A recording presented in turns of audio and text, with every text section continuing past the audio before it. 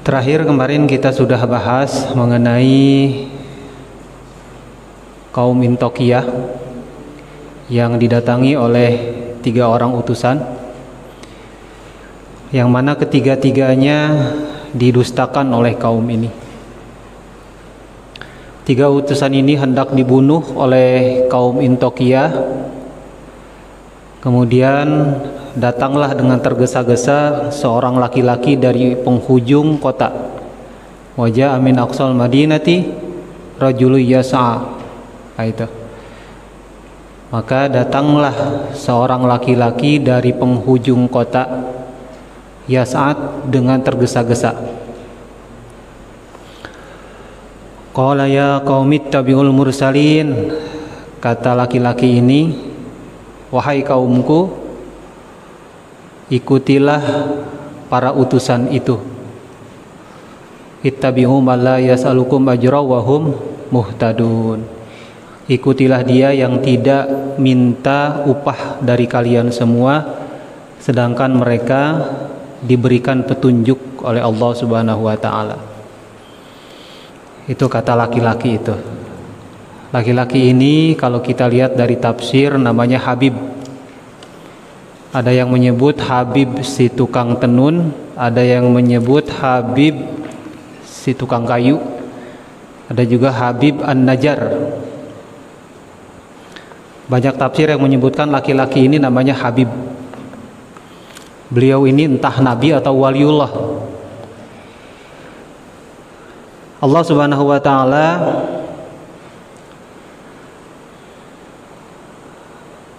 menceritakan dalam surat Yasin ini apa yang dikatakan oleh laki-laki ini. Ya, kita sepakati saja namanya Habib An-Najjar. Masih dalam perkataan Habib An-Najjar ini, dia berkata, "Wa ma liyala a'budul ladzi fatarani wa ilaihi turja'un. Attakhidhu min dunihi alihatan iyuridnir rahmanu bidurri la tughni anni syafa'atuhum syai'aw wa la yunqidun. Inni idzal lafi dhalalim mubin. Inni amantu bi rabbikum fasma'un." Sampai situ tuh perkataan dari Habib An-Najjar ini. Jadi dari ya qaumit tabi'ul mursalin. Nah itu perkataan Habib An-Najjar. Qala berkata Habib An-Najjar, ya qaumit tabi'ul mursalin. Terus ittabi'u man la yasalukum ajra wa hum muhtadun. Terus wa ma liyala a'budul ladzi fatarani wa ilaihi turja'un sampai ke inni amantu bi rabbikum fasma'un. Nah, sampai situ perkataan laki-laki dari penghujung kota. Dia datang tergesa-gesa karena pada saat itu 3 utusan ini hampir dibunuh oleh kaum Intokiyah. Jadi kata kaum Intokiyah, dia berkata, inna tatayyarna bikum la illam tantahu lanarjumannakum wa la yamassanakum minna adzabun alim. Sesungguhnya kami mengalami kesialan, kami mengalami kerugian, kami mengalami paceklik, kami tidak bisa panen gara-gara kedatangan kalian.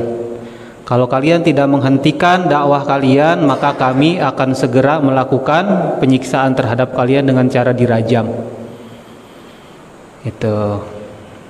Terus laki-laki ini datang dengan tergesa-gesa karena pada saat itu sudah ada kabar berita yang datang kepadanya bahwa 3 orang utusan ini didustakan oleh kaum Intokiyah. Tidak ada satupun yang beriman. Tidak ada satupun yang beriman. Bayangin, 3 orang Rasul datang kepada sebuah kaum dan kaum itu tidak ada satupun yang beriman. Ustadz mana, kiai mana yang kuat mentalnya seperti itu? Ini 3 orang utusan sekaligus didustakan.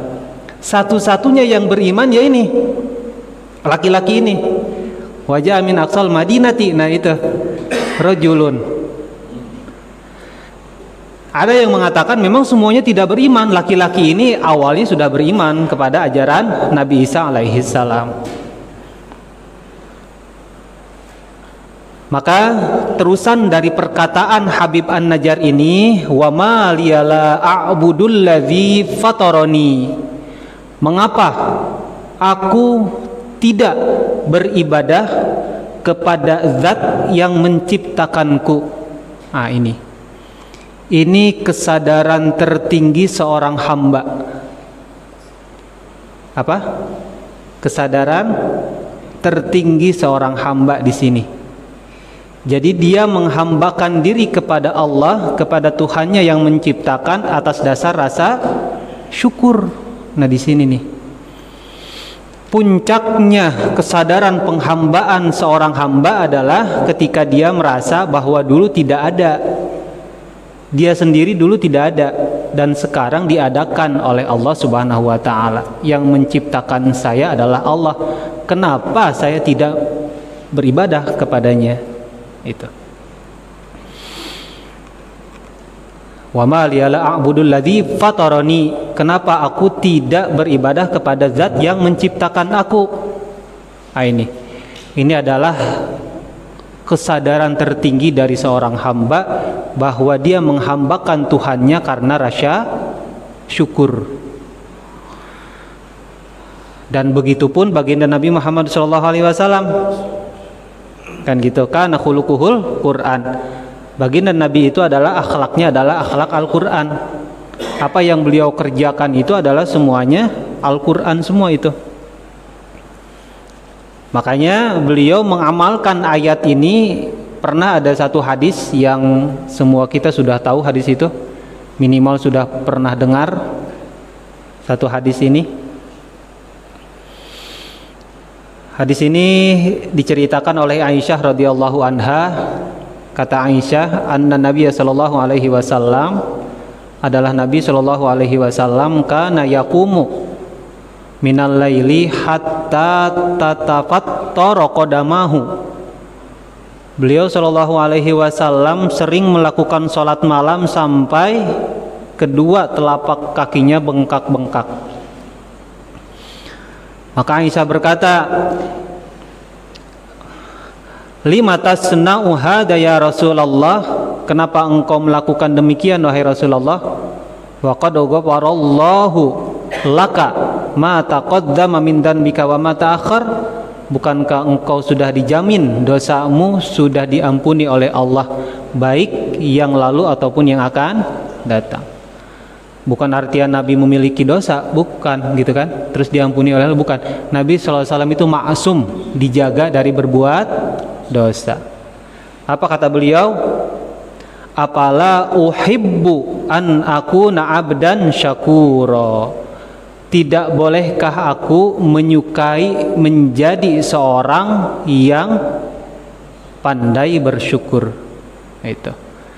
Itu pengamalan dari ayat ini. Wa ma liya la a'budul ladzi fatarani. Kenapa aku tidak menyembah zat yang menciptakan aku? Jadi kalau kita suatu saat atau keseringan kita beribadah itu malas, sholat berjamaah malas, sholat zuhur sih sholat zuhur cuma di penghujung waktu, sholat asar sih cuma udah mau deket ke maghrib gitu kan, sholat maghrib di rumah, sholat isya kalau nggak disuruh istri nggak bakalan sholat isya gitu, sholat subuh bareng sama sholat duha. Kadang mungkin kita seperti itu. Maka kesadaran kita harusnya kita tingkatkan dari merenungi ayat ini. Wa ma liya la a'budul ladzi fatarani. Kenapa aku tidak beribadah kepada zat yang menciptakan aku? Eta. Wa ilaihi turja'un, dan kepada zat inilah kalian semua wahai penduduk Intokiyah dikembalikan kepadanya. Itu attakhidhu min dunihi alihatan iyuridnir rahmanu bidurri la tughni anni syafa'atuhum syai'aw wa la yunqidun. Attakhidhu min dunihi alihah, apakah aku akan mengambil selain daripada dia Allah Subhanahu wa ta'ala alihah, Tuhan-Tuhan yang lain. Dulu itu Tuhan-Tuhan yang lain mungkin bentuknya berhala, mungkin bentuknya Lata, Uzza, Hubal, Manat. Kalau zaman kita sekarang mungkin gak ada yang menyembah itu, tapi sesembahan kita dalam bentuk yang lain, ya kan? Entah itu harta benda, entah itu rumah, kendaraan, handphone bisa jadi gitu ya. Alihah, sesembahan-sesembahan. Apa yang dimaksud sesembahan di sini? Yang dimaksud sesembahan di sini adalah sesuatu yang memang kita anggap memiliki kekuatan besar, memiliki manfaat yang besar, sehingga kita mengandalkan itu. Alihah. Alihah pada zaman sekarang ini banyak bentuknya, banyak sekali bentuknya, tidak hanya satu dua.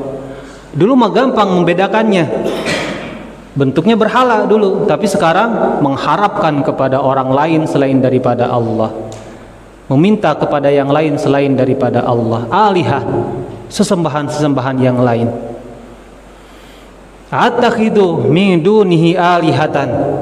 Apakah aku akan mengambil selain daripada Allah alihah? Iyuridnir rahmanu bidurril la tughni. Dan apabila Ar-Rahman, Allah yang Maha Pengasih, menimpakan kemadaratan kepadaku, la tughni apa? Anni syai'an, gitu ya.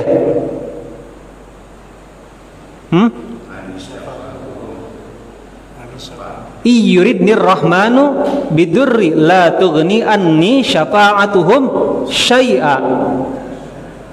Sedangkan alihah-alihah itu, Tuhan-Tuhan itu tidak bisa memberikan manfaat sedikit pun. Walahum yudarun, dan tidak juga mereka memberikan keselamatan. Jadi apabila Ar-Rahman, Allah yang Maha Pengasih, menimpakan kemadaratan, entah itu sakit, entah itu kebangkrutan dalam usaha, entah itu permasalahan-permasalahan, apakah alihah Tuhan-Tuhan itu akan bisa memberikan manfaat atau bisa menyelamatkanku dari apa yang Allah turunkan berupa kemadaratan? Aku sakit, aku mengalami kerugian, aku kecelakaan, dan musibah-musibah yang lainnya yang diturunkan oleh Allah. Apakah Tuhan-Tuhan itu bisa menolongku? Apakah mereka bisa memberikan manfaat kepadaku? Attakhidu min dunihi alihatan iyuridnir rahmanu bidurril la tughni anni syafa'atuhum syai'a wa la yunqidun. Tidak sedikit pun mereka bisa memberikan manfaat, dan tidak sedikit pun mereka bisa menyelamatkan aku apabila Tuhan sudah berkehendak bahwa Dia memberikan kemadaratan kepadaku. Pemikiran luar biasa ini dari seorang Habib An-Najjar. Mungkin kalau kita gambarkan, dia orangnya orang udik gitu kan, karena kemarin diceritakan dalam tafsirnya dia itu adalah seorang yang berpenyakit kulit. Jadi satu-satunya yang beriman kepada 3 orang utusan ini ya beliau. Nah, maknanya di kita adalah kita disunnahkan setelah ba'da sholat ada satu doa yang mungkin luput dari kita. Doa itu adalah Allahumma la mani'a lima a'taita wala mu'tiya lima mana'ta wala yanfa'u dzal jaddi minkal jadd. Hafal doa itu? Nah, itu baiknya dibaca setelah selesai sholat. Jadi kan biasanya kita astagfirullah, astagfirullah, astagfirullah, baru la ilaha illallah wahdahu la syarikalah. Nah, dalam hadisnya disebutkan di Bukhari nomor hadis 6615 disebutkan bahwa Nabi Shallallahu Alaihi Wasallam setelah istighfar bacanya adalah, jadi kan astagfirullah, astagfirullah, astagfirullah, atau astagfirullahaladzim wa atubu ilaih, atau apalah yang lebih panjang, terus membaca ini asyhadu la ilaha illallah wahdahu la syarikalah, terus Allahumma la mani'a lima a'taita wala mu'tiya lima mana'ta wala yanfa'u dzal jaddi minkal jadd. Maknanya adalah semakna dengan surat Yasin ayat ke-23. Attakhidu min dunihi alihah sampai selanjutnya. Allahumma la mani'a, ya Allah, tidak ada yang bisa mencegah Allahumma la mani'a lima a'taita, apa saja yang engkau akan berikan, wala mu'tiya lima mana'ta, dan tidak ada orang yang bisa memberi apabila engkau mencegahnya, wala yang paudal jaddi minkal jad, dan tidak ada yang bisa memberikan manfaat dari seseorang yang memiliki kekuasaan, karena sesungguhnya kekuasaan itu adalah pada hakikatnya milik engkau. Nah, itu dibaca sambil maknanya kita resapi. Allahumma la mani'a lima a'taita wala mu'tiya lima mana'ta wala yanfa'u dzal jaddi minkal jadd. Baru Allahumma antas salam wa minkas salam. Nah, itu sampai selanjutnya. Nanti tolong dihafalkan itu. Inni idzal lafi dhalalim mubin. Sesungguhnya aku, kalau aku berbuat demikian, aku tidak menyembah Tuhan yang menciptakan aku mengambil Tuhan-Tuhan selain daripadanya. Inni idza lafi dhalalim mubin. Sungguh aku berada dalam kesesatan yang nyata. Udah mah di dunia kismin, nggak punya kedudukan, di masyarakat juga tidak terlalu diacuhkan gitu ya. Terus aku sendiri tidak memiliki manfaat untuk diriku sendiri, yaitu beribadah kepada Allah Subhanahu wa taala.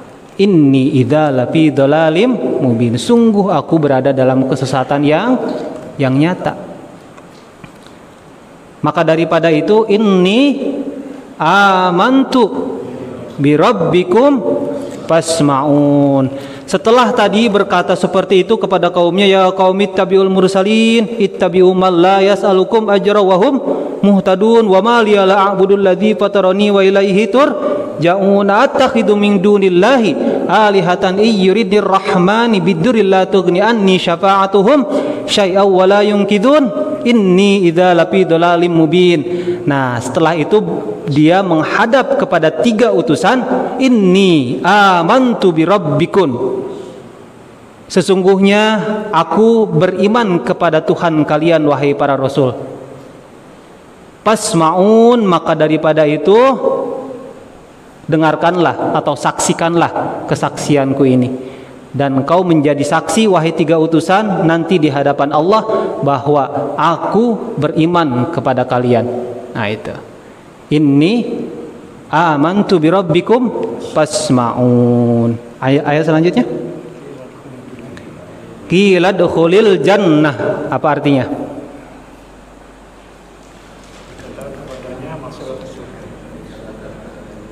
Dikatakan kepadanya, kepada siapa?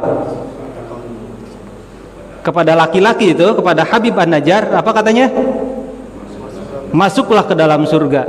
Kira-kira ujug-ujug bicara seperti itu Al-Quran kenapa itu?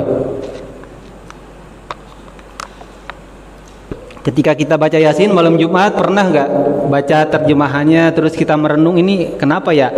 Tahu-tahu dia dikatakan kepadanya masuklah surga.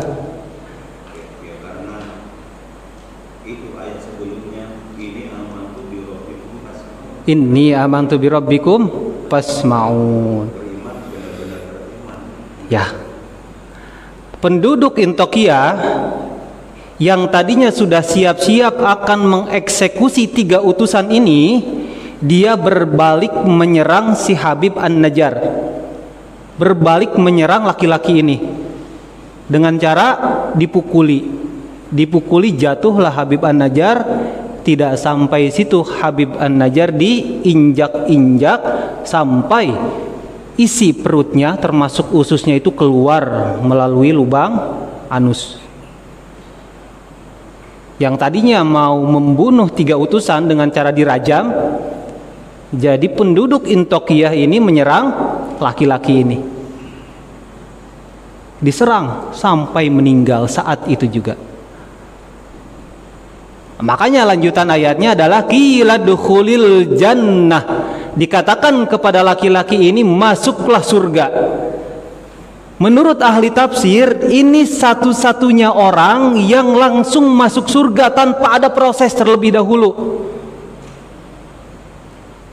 Kalau orang-orang biasa gitu model kita, nanti kan mati ke alam kubur dulu. Dari alam kubur nunggu dulu kan sampai kiamat. Udah itu nunggu apa?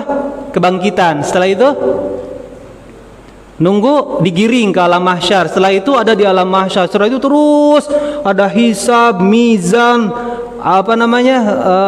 Telaga, sampai nanti titik terakhirnya kita ngantri untuk bisa melewati jembatan Shiratal Mustaqim. Nanti di Shiratal Mustaqim itu ada 7 kontoroh sholat, kontoroh zakat, kontoroh puasa, kontoroh haji, sampai kontoroh sedekah, kontoroh akhlak kita. Makanya pernah dengar gak neraka itu ada berapa pintunya? Surga 8, neraka 7. Jadi di kontoroh-kontoroh itu orang terpleset, sholatnya nggak bagus, di kontoroh itu dia terpleset, masuk ke dalam surga, ke dalam neraka. Nah itu dia itu Habib An-Najjar ini, laki-laki dari ujung kota ini, satu-satunya orang yang masuk surga tanpa melalui proses itu, langsung masuk surga, Pak. Qila dukhulil jannah, dikatakan pada laki-laki ini, masuklah ke dalam surga. Udah, pengecualian itu kepada orang ini. Qila dukhulil jannah qala ya laita qaumi ya'lamun. Qala, berkata Habib An-Najjar, ya laita qaumi ya'lamun. Aja ulangi. Qala ya laita qaumi ya'lamun. Berkata laki-laki ini, waduh, andai saja kaumku tadi yang membunuhku itu tahu kedudukanku saat ini. Qala ya qaumi tabi'ul qala ya laita qaumi ya'lamun. Andai saja tadi kaumku tuh yang menginjak-injak aku sampai aku mati, tahu keadaanku saat ini. Bima ghafara li rabbi wa ja'alani minal mukramin. Dengan apa Tuhanku bisa mengampuni aku sehingga aku dimasukkan ke dalam golongan orang-orang yang mendapatkan kemuliaan. Ini laki-laki setelah matinya pun masih mikirin umatnya. Luar biasa itu. Ya, luar biasa. Ya kalau kita ustadz, kiai, jangan mikirin keselamatan diri sendiri. Jadi kalau kita dakwah, ya dakwahlah karena ketulusan, karena kita cinta sama masyarakat. Jangan kita dakwah pengen dihargai sama orang, jangan kita dakwah pengen dieluk-elukan sama orang, pengen kita dakwah jangan dianggap ustadz sama orang, kan gitu kebanyakan sekarang.